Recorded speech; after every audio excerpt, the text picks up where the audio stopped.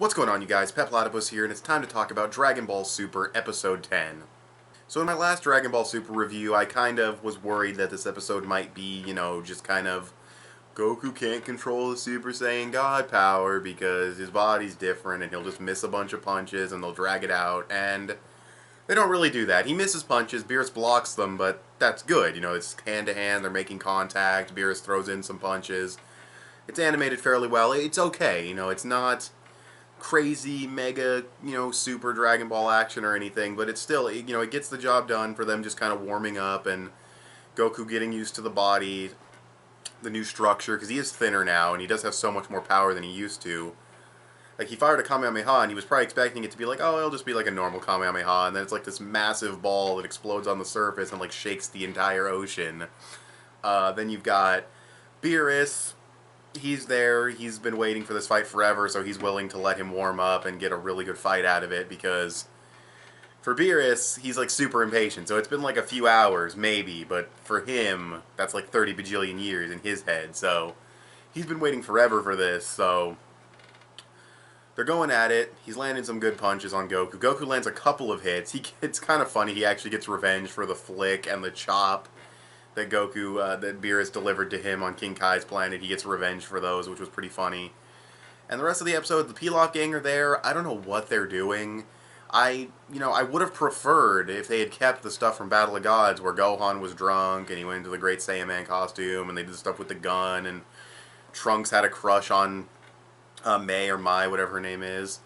Because at least that would have, at least a couple episodes ago, that would have, I don't want to say stretched things out, but it would have filled in time so that the episodes could have had better pacing if they had kept that. And the Pilaf gang going after the Dragon Balls, and they take one of the Dragon Balls and everything. The movie gave them a purpose comedically to be there, and here they're just kind of there. Comedically, but with no real purpose, so that's kind of weird. They're just chilling with Whis, eating some food, sleeping at the end of the episode. Funny way to end the episode, just the crazy big fighting's about to happen. The narrator's like, this is a fight that will shake dimensions, and then you just see the Pilaf gang chilling there sleeping. Pilaf wakes up for a second, falls back asleep, does like the old school cartoon fucking, I think it's like the iris, it fades to black. That was very funny. And, yeah, so the episode had some pretty good humor. The fighting was pretty good, it isn't anything crazy yet, but this is just like round one, this is the warm-up. Nice little lines of dialogue. I liked when Goku fell in the water and Piccolo was thinking to himself, well, we can't sense his ki, so we gotta rely on our eyes. And it's kind of cool because they don't normally have to do that. It's just one of those little tidbits that Toriyama always threw in when he was doing Dragon Ball, that would have those little lines of dialogue that would just make each fight a little bit unique from the last fight. At least to me, and not all the fights, of course, but just some of them. But yeah, there's really not much else to say. There's that part, and that's pretty much it. There's some King Kai in this episode. His voice actor's doing a better job. He's emoting more, he's shouting more when he's supposed to be shouting, but it's still kind of annoying. And we see the other Kais. We see like the old Kai, and we see, I don't know his name, because he did like he used to have like the mohawk, now he has like the long hair, because I think he Patara'd with that one guy. He did like the earrings, I think, if I remember correctly. I don't know if he's called something different now, but, Supreme Kai, whatever. They're talking to King Kai. They're pissed off because he's like, oh, you let this happen in your quadrant or whatever. But yeah, his house was very funny too. His house being completely built out of wood was very funny. Just trying to repair it after everything Goku did.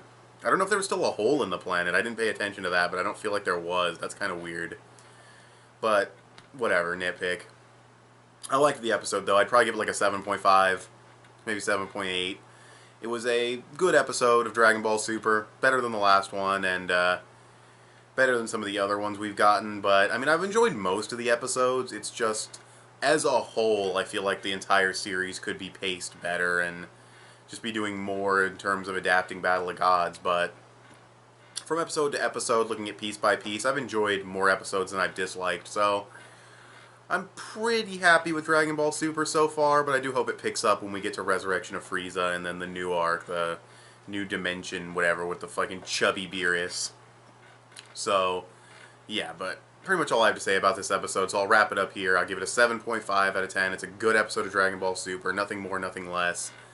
And I'm excited for the next one. So, Thanks for watching this video. Tell me what you guys think of this episode of Dragon Ball Super in the comment section below. Follow me on Instagram. I post things there sometimes. Give this video a thumbs up. That would help me out a lot. Subscribe if you haven't already, or if you like what you've seen here. And I'll talk to you guys later. Bye.